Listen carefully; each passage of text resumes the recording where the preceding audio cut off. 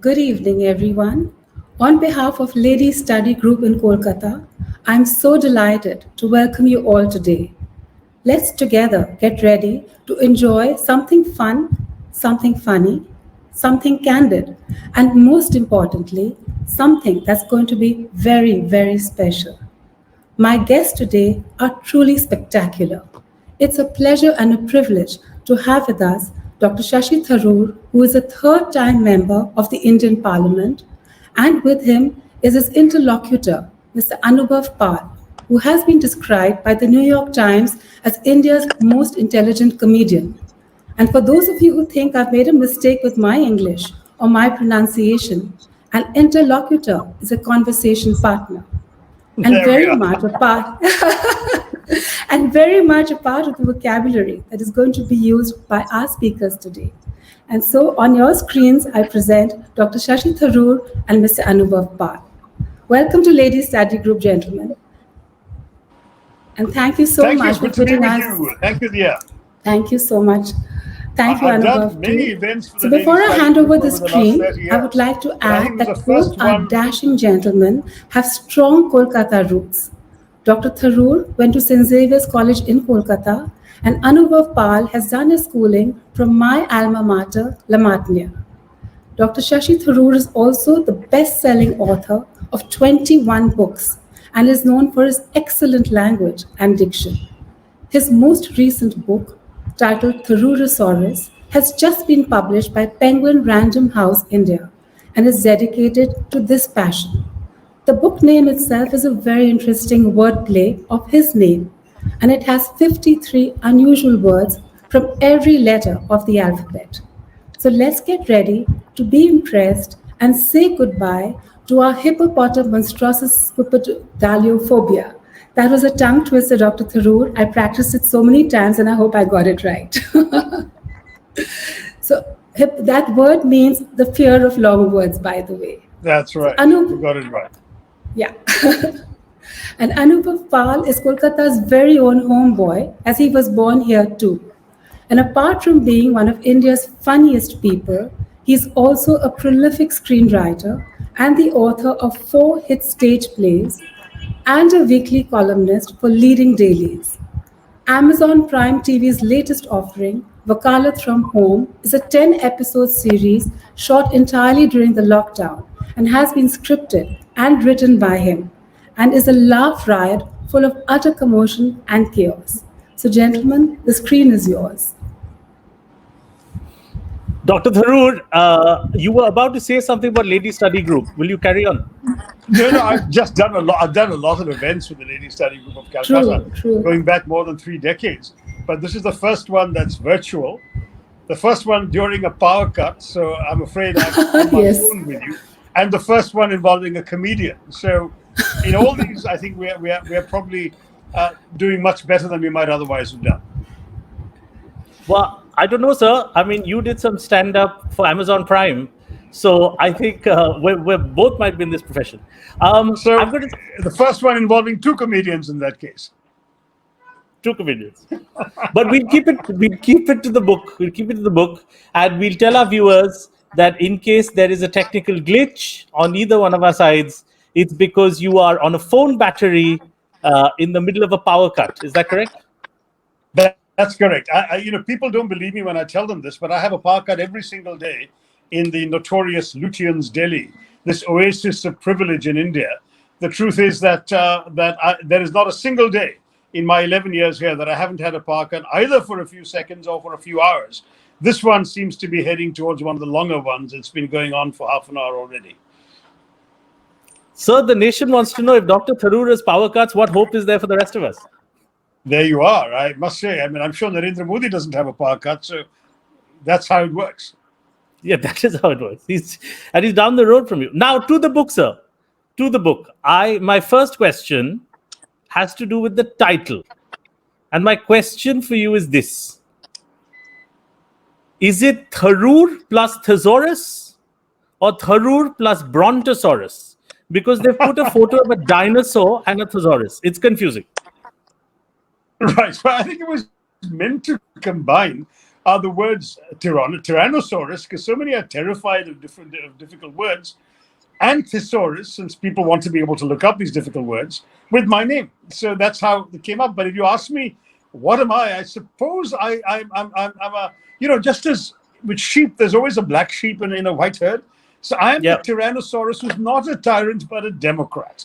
No one should be terrified of me and my words. I'm sort of the black sheep amongst the Tyrannosauruses.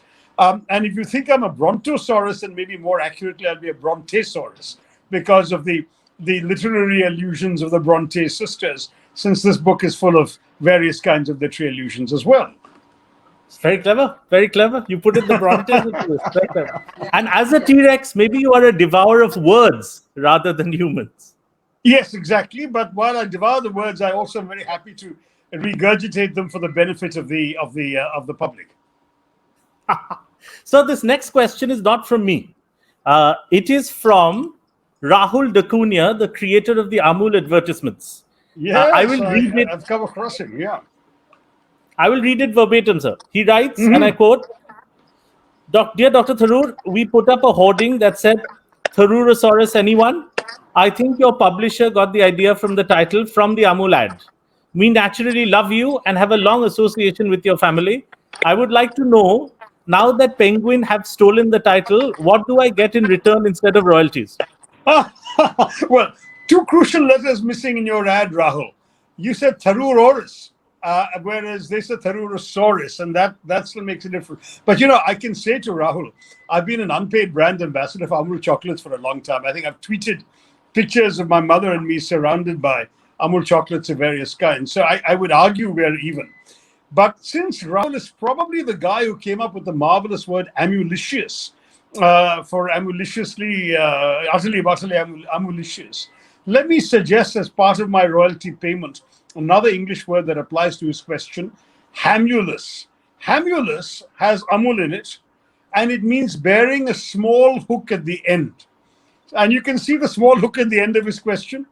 So, so that was a hamulus question on his part, because there's a little hook at the end asking for royalties.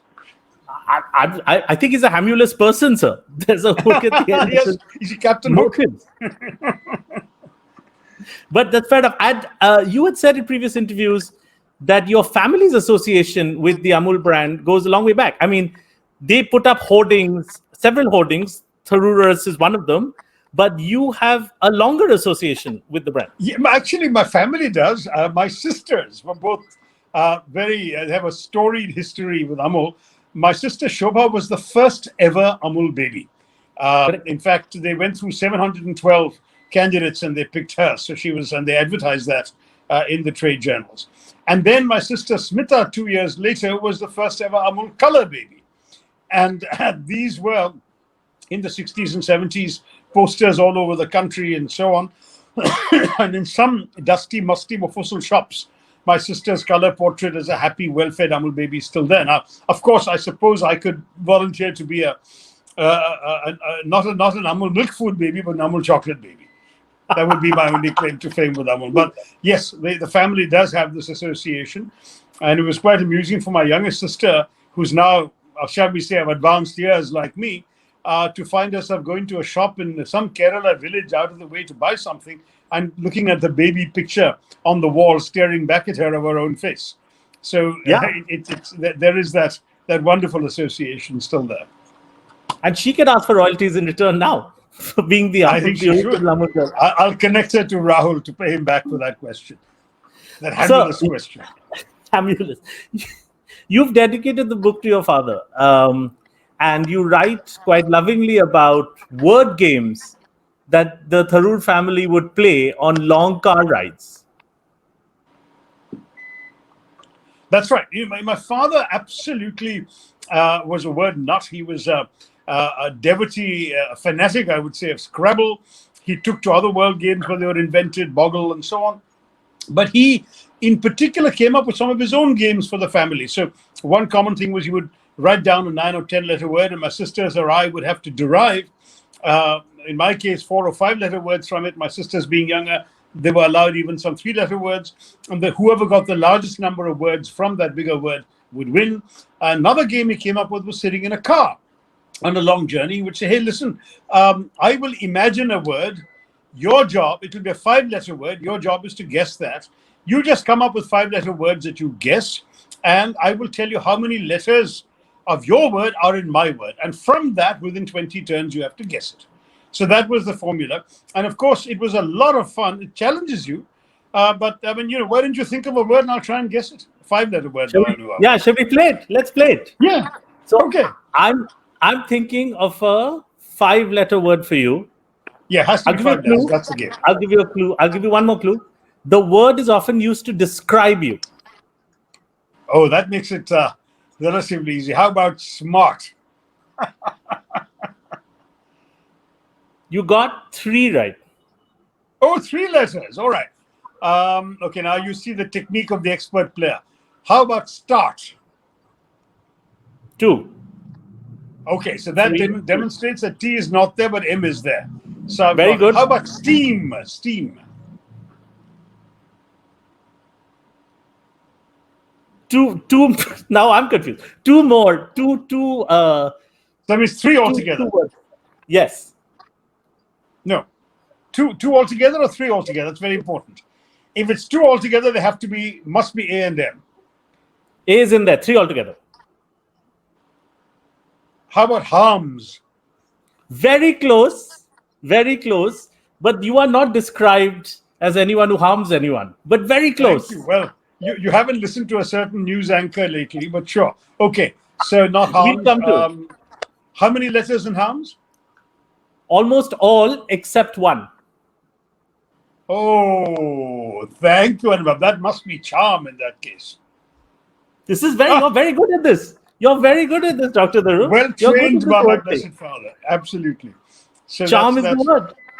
Charm is the word. Thank you very much, and that's very kind of you and flattering. I'm touched. But you guys should play this in your family. Challenge your wife. I will lose. I'll let you I'm into lose. a secret. The toughest word my dad tried on me and defeated me with was he came up with a 5-letter word in his mind which didn't have a vowel. Myths, M-Y-T-H-S. And when you can't, you try and get it by actually guessing which the vowels are, and you find no vowels, you're in deep trouble. It's impossible. It's impossible. Few people will kill themselves. I failed, but I'm sure a really smart pro would be able to pull it off. But yeah, charm was very good, sir. 4 tries, you got it. Now, 5. That was the 5th try. Well, thank you. 5, correct. Now, because this is the lady study group, there is one section on apostrophe that I think we need to talk about for 1 second because it's very funny. I can see this coming. All right. Okay. Go ahead. It's coming. Diya, can I be very rude and ask you to put up a little slide with the apostrophe quotes from the book? So now, sir, you've used apostrophes very carefully. The sentence is, those things over there are my husband's. So will you tell the audience what the difference is between these 3 sentences? Okay, so this came from Kingsley Amis, the famous British writer, who was asked about the importance of the apostrophe. And this is the example he used. He said, just take the sentence, those things over there are my husband's. And if you put the apostrophe before the S in husband's, it means those things there belong to my husband. If you put the S after if you put the apostrophe after the S, those things over there are my husband's, that means they belong to several husbands of mine. And then if you say those things over there are my husband's without any apostrophe, that means I'm married to all those men over there. They're just things. Those things over there are my husband's. That's the idea. But which sort of, frankly, it sort of illustrates how important punctuation is.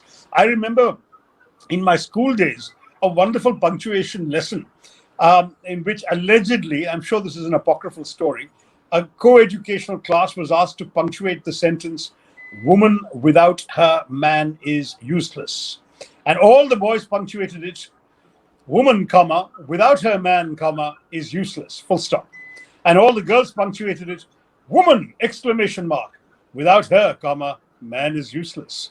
So you see how important punctuation is, particularly at the ladies' study group.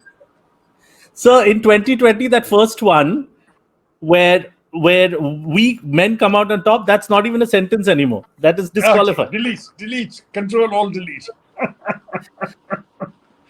As I said, it So goes back to my school days, so you can put it back to old-fashioned thinking. I'm going to actually ask you about those days now, but I want to ask you about those days using your words. So, Dr. Okay. Tharoor, your book contains delicious descriptions, but of bunch of words. But my favorite are, and I'm not going to pronounce it correctly, epistemophilia and cromulent. Would you tell us what those words mean and how you've used it? But epistemophilia is the excessive love of knowledge. It's too much of striving for or preoccupation with knowledge for its own sake. So, like, somebody who's nose deep in general knowledge textbooks makes him positively antisocial, and people say you're guilty of epistemophilia. And we all know kids like that in India, mugging up useless trivia to ace quizzes, enter GK competitions, maybe one day to score those extra marks in a national competitive examination. I don't know, but the fact is that the acquisition of knowledge as a national preoccupation in India, as an end in itself in India, this is really not about actually acquiring mastery of a difficult subject or deepening your understanding of the world and its mysteries. It's merely a test of memory, Correct. right? Involving remembering an obscure fact for its own sake. And Mugging up. there's supposed to be, in the theory of knowledge, there are two kinds of knowledge. There's what's called lexical knowledge, of what? Of places, of things, of dates, all of that. That's lexical knowledge. And there's procedural knowledge, which is how. How do you do something? How do you approach a problem? How do you solve it, etc.? The problem with epistemophilia is it focuses only on lexical knowledge. And that's why an excessive love of knowledge is not considered a good thing. The other one is cromulent. Cromulent is actually a very recently made up word. It only goes back to 1996. And I think one of the reasons you like it is it was made up by comedians. It was made up for the American animated TV show The Simpsons. And cromulent means appearing legitimate, but actually being spurious. It first appeared, as I said, on this TV show. From there, it made its way into some sort of popular usage, some US Supreme Court brief, the Merriam-Webster dictionary picked it up. And initially, the word cromulent meant fine or acceptable. And apparently, a character in The Simpsons uses the wrong term. Instead of saying enlarges, he says embiggens. But a teacher says, oh, that's a perfectly cromulent word. And that usage led to the ironic meaning the word now has, because cromulent was itself a fake word invented in 1996 to defend the credibility of another invented word. So something is cromulent when it sounds plausible, but it's actually not true or accurate. And the thing with that is that I applied all the time to half the claims of the government. I know this is not a terribly political gathering, but in my book too, there are a few political examples, and cromulent lends itself very much to one. And the government is constantly saying things that seem to be on the surface legitimate, but are actually quite spurious. Like it's testimony to the Supreme Court on Rafale or on the migrant workers or whatever, which the court takes at face value and turns out later to be not true. And that's something which I think cromulent is a word almost invented for that kind of behavior. And I will ask you in a bit, sir, about your own words to describe this government. But now I have an education-related question. Okay. You went to St. Stephen's, New Delhi, St. Xavier's, Calcutta, Fletcher School of Diplomacy, which is run by Harvard University and Tufts University. You are perhaps the most educated person ever to have Wi-Fi. Now, my question is specifically about St. Xavier's, Calcutta, because our main audience is in Calcutta and around the world. But our main audience is Calcutta. Did you find your experience at St. Xavier's, Calcutta epistemophilic, or was it cromulent? Neither. Frankly, since St. Xavier's was a great school, really taught you to value knowledge, not merely to pass exams, but to understand things better. And I'm very, very grateful to my teachers who gave me that sense of, in fact, it was only a place like St. Xavier's that could prompt me to do some of the insane things I did. Like I loved history so much that after class and beyond the requirement of the textbooks, I went to libraries and researched history and wrote essays for myself. Not for the teacher, not the text. The notebook has been found by an uncle of mine. No markings by any teacher or anything like that. They weren't meant for schoolwork. It was just for my own pleasure. And that, I think, that love of knowledge was imparted to me by the school. So I'm very, very grateful to them for that. And when you say cromulent, I would say that I would say that that implies something wrong or spurious about the education. So it's certainly not something that could be said about St. Xavier's. By the way, since I began by saying I'm doing this in the middle of a podcast, the power is back. But if this is good enough, we can carry on like this, because otherwise I would have to cut the show, log in back again into the official Wi-Fi that I have, and return. Would you? If there's any issue about the quality of the picture, I can just come back again. It'll take me a minute if the ladies would like a break. I would turn to Diya and the great ladies of Lady Study Group to give us instructions. Diya writes in the private chat. She's coming. And yeah, we're fine. We're fine, I think. Should we just carry on like this then? Yeah, you're looking dashing, like I said. All right. Thanks, Diya. All right, Anuvab, back to you. Done, sir. Done, sir. It was quite interesting because you asked about your Wi-Fi connection and Diya just said you're looking dashing, which wasn't the answer. She's obviously a 21st century lady who pays the compliments and doesn't wait to be paid herself. Exactly. So carrying on, sir, my next question has to do with your use of the English language. My question is, Dr. Tharoor, I grew up in a Bengali household in Calcutta and we spoke English at home, mainly because a certain kind of Bengali still thinks that the Viceroy lives in Raj Bhavan and we have to impress him.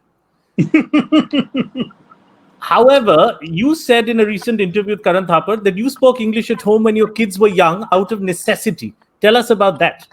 Well, actually, I already spoke English at home growing up, because what happened was that my parents were uprooted Malayalis. They were expatriates living in Mumbai, then later Calcutta.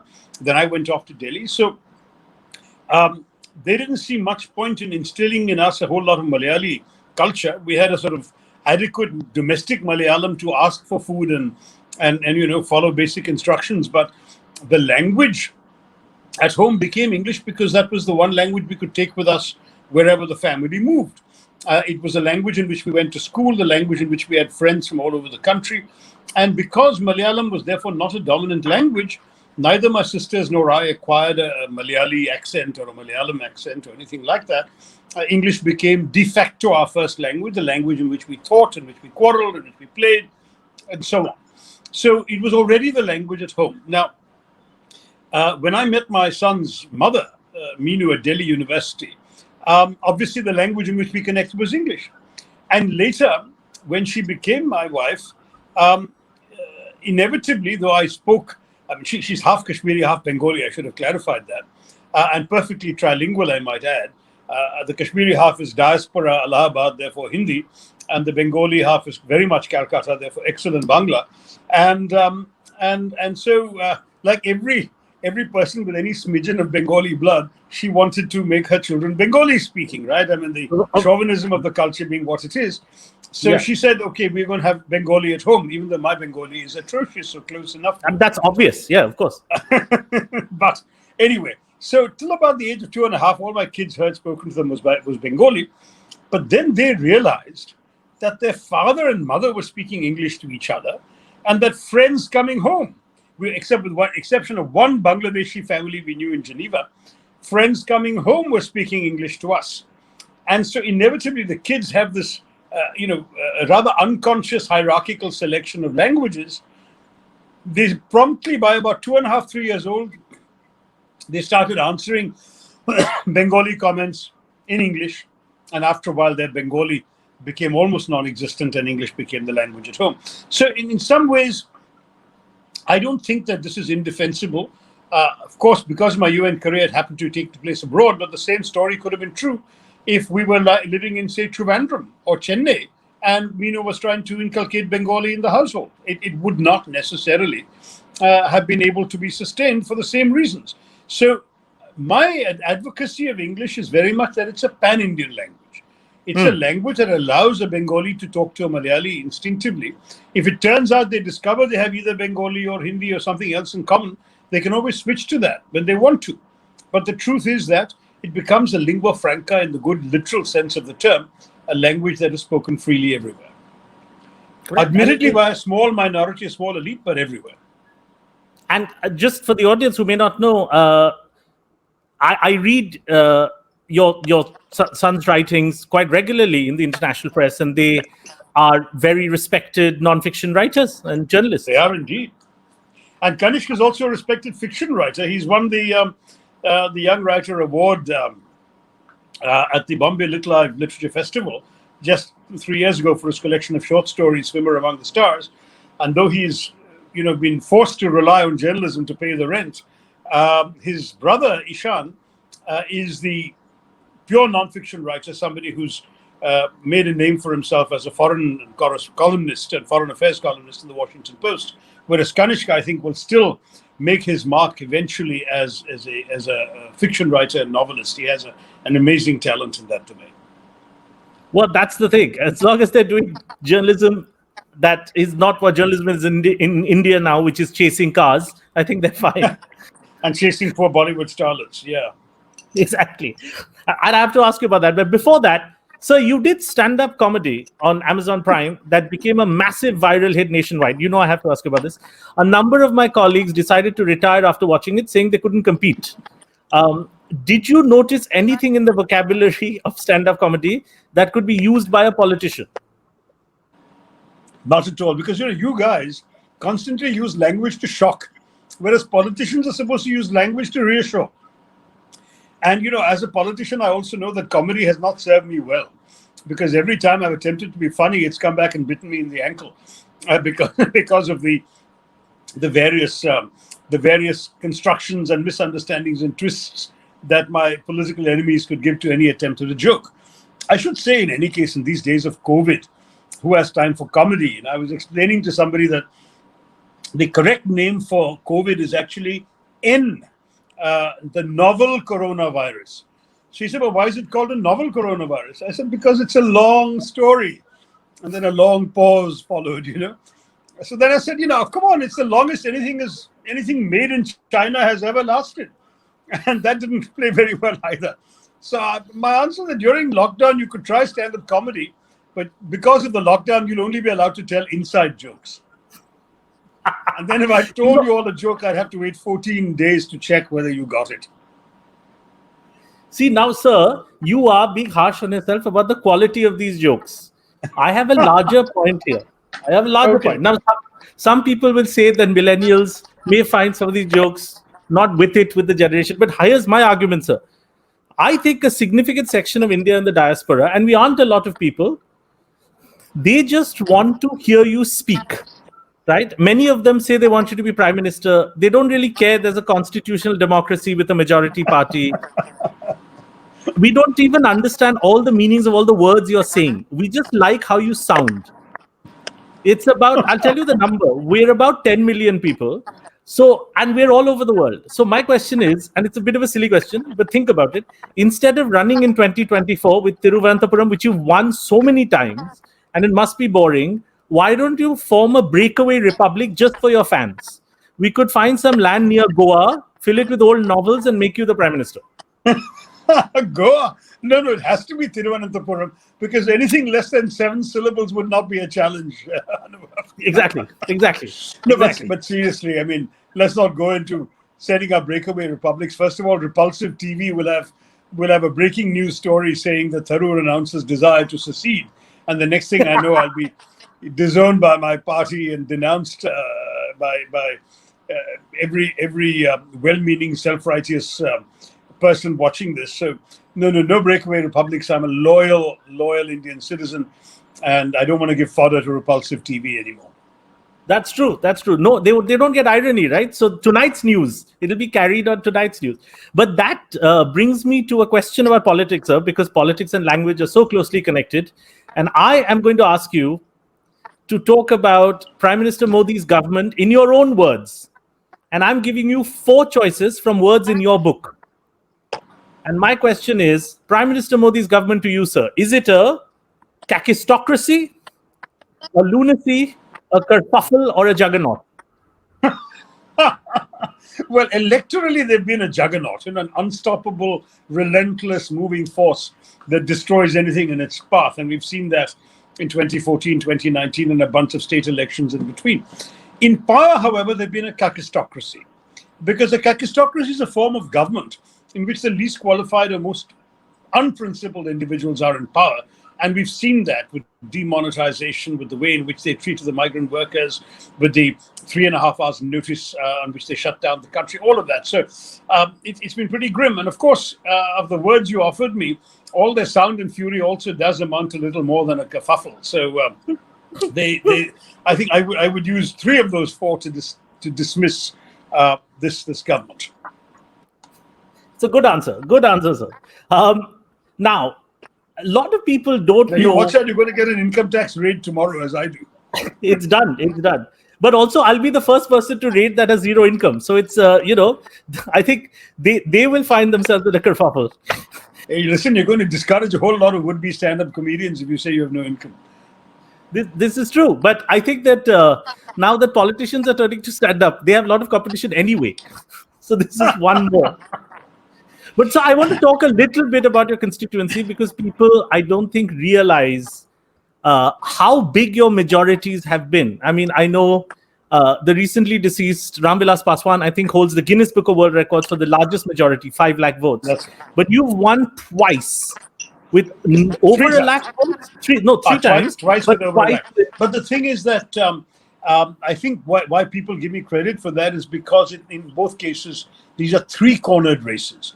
2 or 3 lakh majority in a 2-cornered race. Let's say you're against just one serious opponent, usually Congress versus BJP in other parts of the country. In Kerala, the communists are also there. In fact, when I first won, it was a seat that the 2 previous elections had elected communists. So we have 3 serious contenders every time, communist, BJP, and myself. And in this case, yeah, that's what made the majority good. But the truth is that these majorities, sorry, you probably had a question attached to talking about the majorities.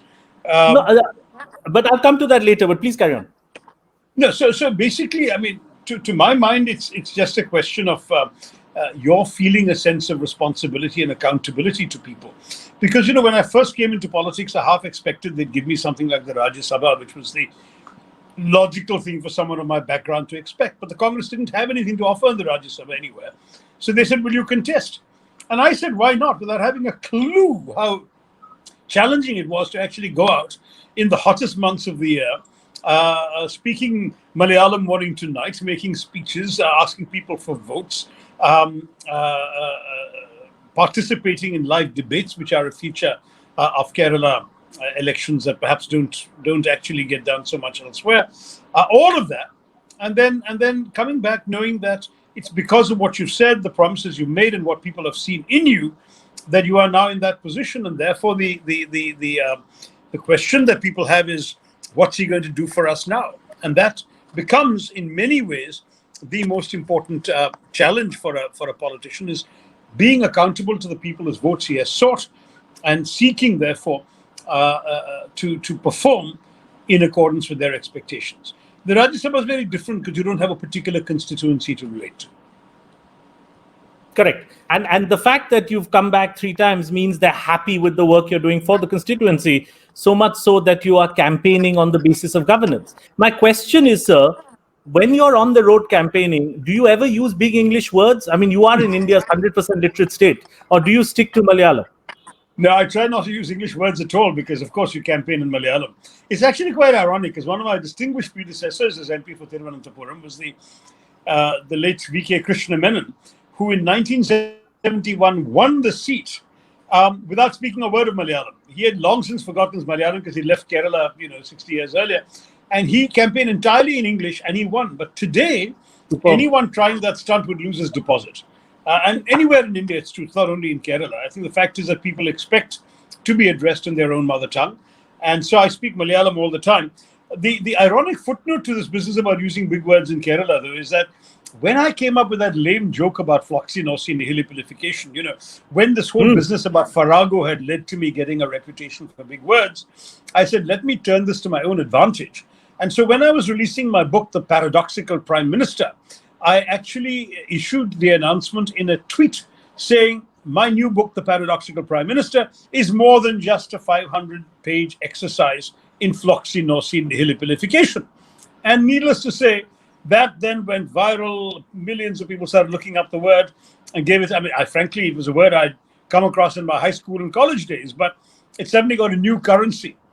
All it means is a word for the act of estimating something or someone as worthless. So all I was saying was, look, this book isn't just saying that Mr. Modi or the Prime Minister is worthless.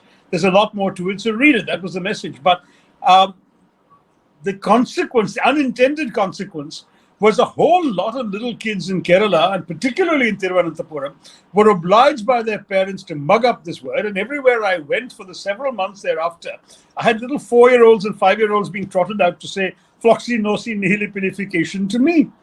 And there's been a bit of a craze. Just earlier this week, I was interviewed by one of the big radio stations in Kerala. In conversation, I mean, they put me in touch with a young girl who has even found a couple of longer words, learned them up by heart, and recited them for entry into some book of world records or whatever.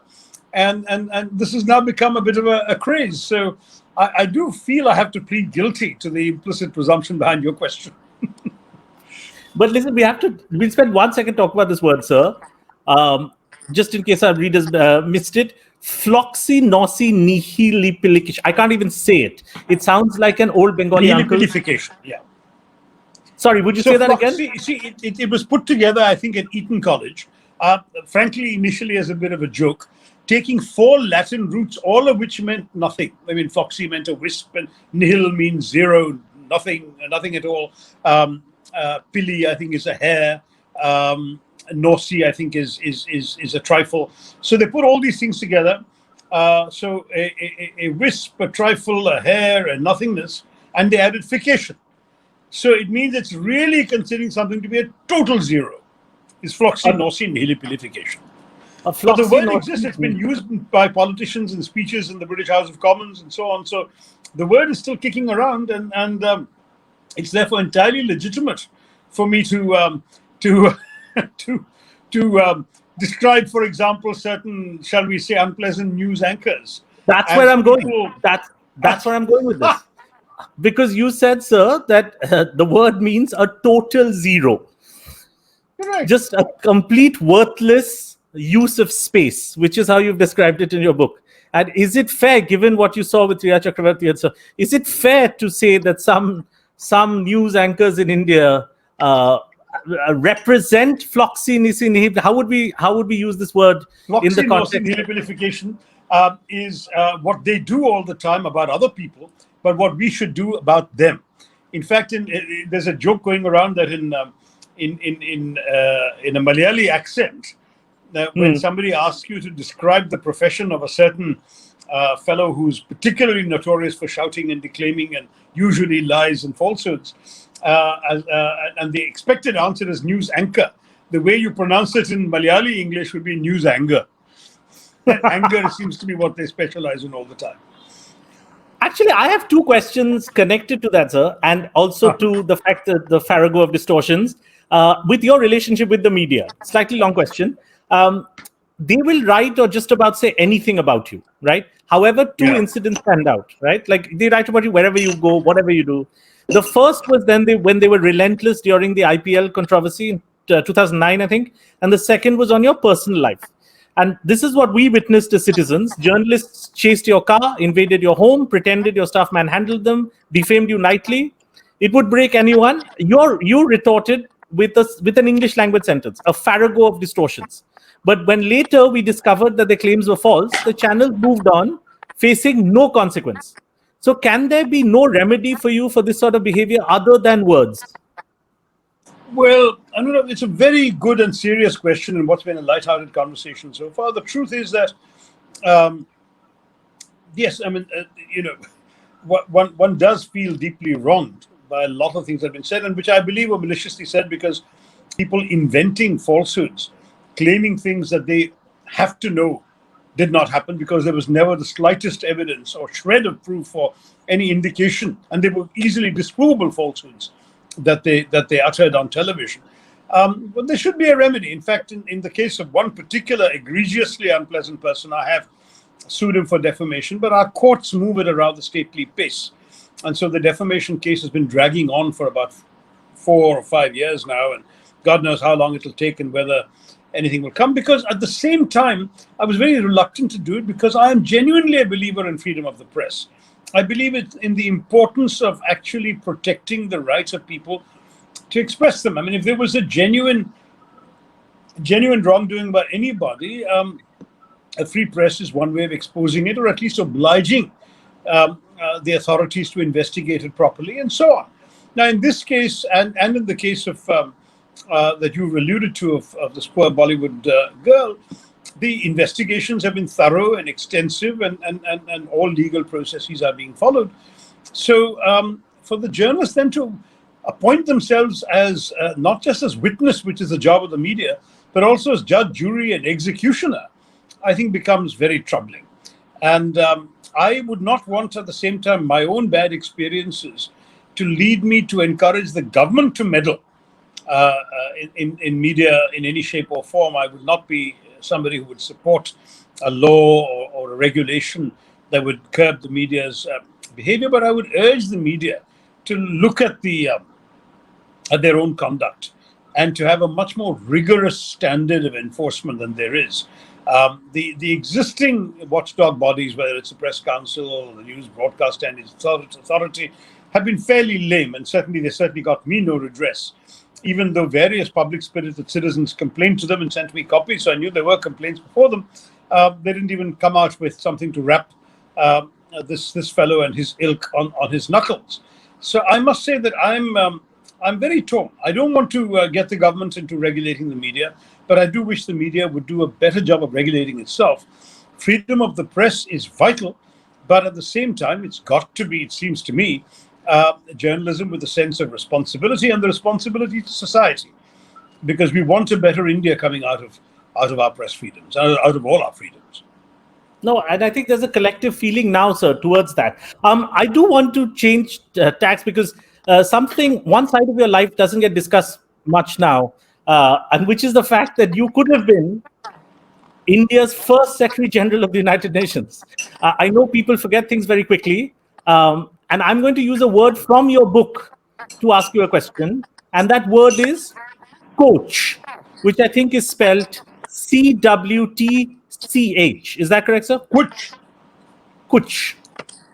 And it's a lovely word. It sounds lovely. And it seems like it means, or what you've written is, that it's a hug, but much more intimate than a hug. That's right. It's a Welsh word. It's a Welsh word, and apparently it connotes snuggling, cuddling, loving, protecting, safeguarding, and claiming all at once. So kuch is given by a mother to a child, by a husband to a wife, by a lover to a lover. The Welsh people say that a kuch is a hug that makes you feel safe, feel warm, feel comforted. It's an emotional thing. So, but if you're asking me about that in the context of running for Secretary General, come on. The one thing I'll tell you what I mean. What I mean is, all of us around the world, I know Mr. Ban Ki-moon was running, he got a lot of support from Korea, but there was a conversation across dining rooms around the world in the diaspora. It would have been such a proud moment if an Indian had become the Secretary General of the United Nations. You were Under Secretary General. Now, my question to you is, obviously, the Under Secretary General has to be backed by the home government, and Koreans did everything to back the UN. I'm sure they fed everybody with excellent Korean barbecue.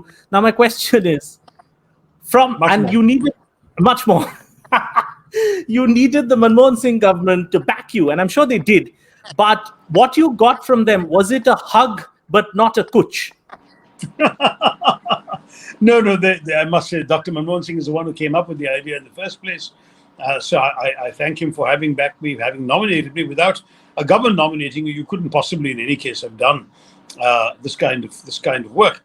But it's also true, Anuvab, that India had very many other issues. I mean, the very complicated, sensitive, and vital negotiations on the Indo-US nuclear deal were going on at that time.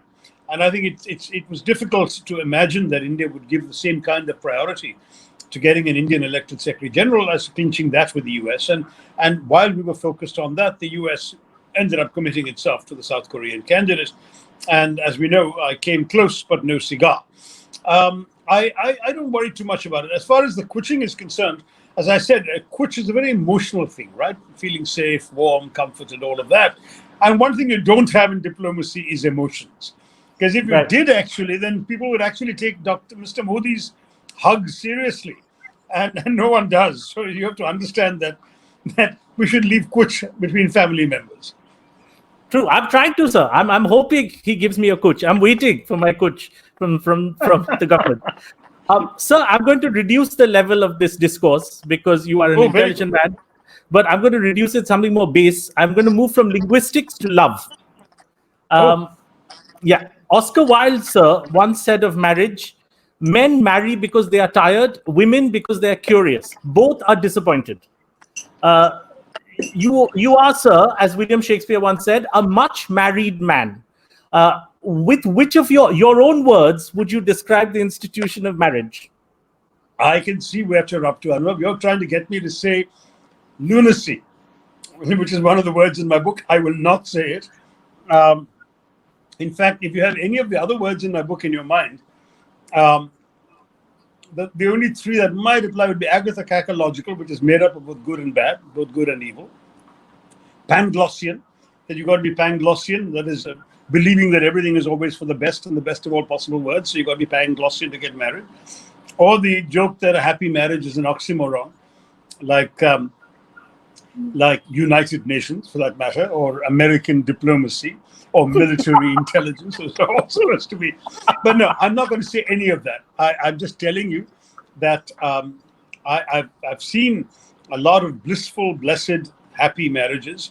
I just haven't had the good fortune of being as successful at them as many others have. And I really respect those who create a happy home for themselves, their loved ones, their children, because I think ultimately it is, it's the marriage as an institution can be the sort of equivalent of that kuch, something which actually gives you a safe place to be in. And God knows everyone needs and deserves that.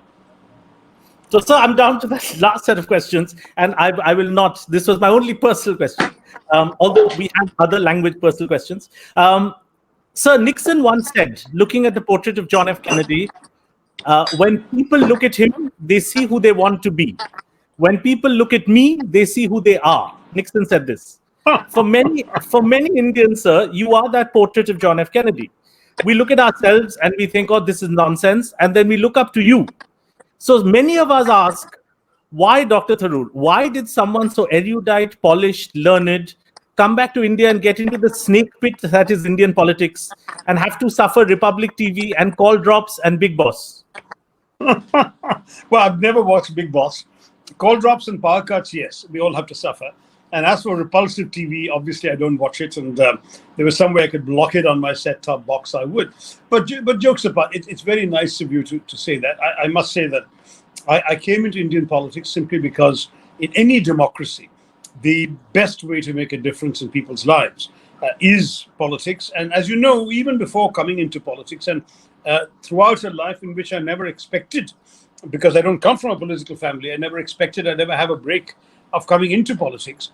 I actually have been writing about politics, thinking about politics. I was proud when my book, India from Midnight to the Millennium, was cited by President Clinton, no less, when he addressed the Indian Parliament. So clearly, the world of political ideas, of values, of principles associated with it, and awareness of the history of politics, all this has mattered to me. And all this has been part of who I am. So to actually get a chance to put my feet where my words are, to have a chance to do something myself in the political arena was an incredible opportunity. And that's why I accepted it. Sure, I've had moments of regret and moments of really grotesque suffering from all the things you've mentioned and worse.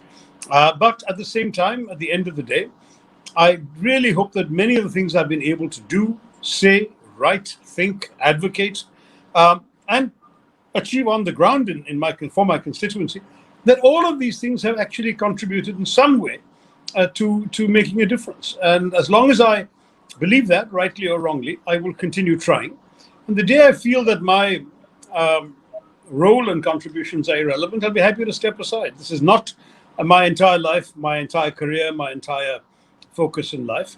But public service has been the focus of my life throughout, because that's what the UN was also about. And I'll continue with it. So I'm not saying that politics is in my lifeblood. It's not. It's certainly not the lifetime career it is for most Indian politicians.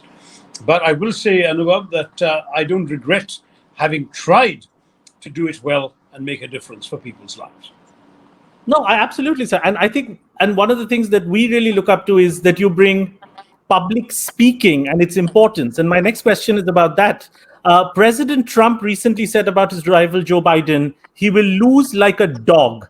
Now, when you quote Dr. Radhakrishnan or Pandit Nehru in Parliament, or when you bring up John Stuart Mill, I see some members of Parliament getting frightened. Others look clueless.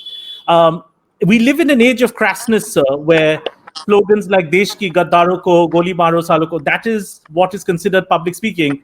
Why is great public speaking needed? Why is it so essential from politicians? At its best, public speaking is the art of inspiring people, of giving them hope, of giving them reassurance, of speaking to their innermost needs and demands. And I must say that Mr. Modi does it very well. I just wish he actually implemented everything he thought and said, because his public speaking is really remarkable. So I don't want to knock all of the public rhetoric that's out there. There are some very fine speakers in our public life.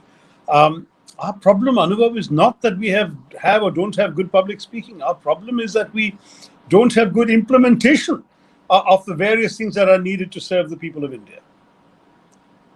I agree. Last couple of questions, I'm afraid, Anuvab, because we'll have to wrap up. Last two, sir. Last two. Okay. And just, this is a very quick one. You talked about Prime Minister Modi's speeches. Now, as a native Gujarati speaker, he's really captured the heartland with short Hindi phrases, right?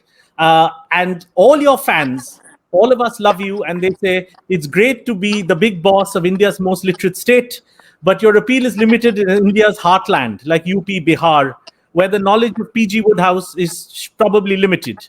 So, like Prime Minister Modi has Ab Ki Baar, Modi Sarkar, Mitro, Sabke Saath, Sabka Vikas, Achhe Din, Atmanirbhar, short, catchy ones. What can we come up with for Dr. Tharoor for the masses?